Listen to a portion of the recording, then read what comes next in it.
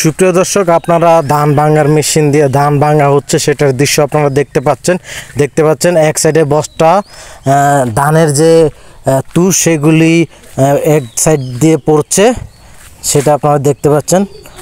আর উপর দিকে যে ধান দেখতে পাচ্ছেন, উপর থেকে ধান ঢেলে দেওয়া হয়েছে। এই ধানগুলি ভেঙে চালে পরিণত হচ্ছে, সেটার দৃশ্য আপনারা দেখতে পাচ্ছেন।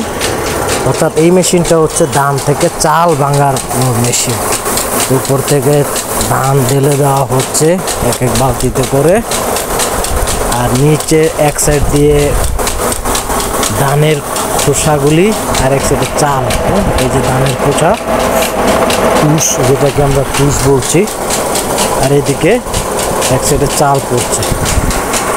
ভিডিওটি যে যেখান থেকে দেখছেন অবশ্যই লাইক, শেয়ার, কমেন্ট করে দিবেন।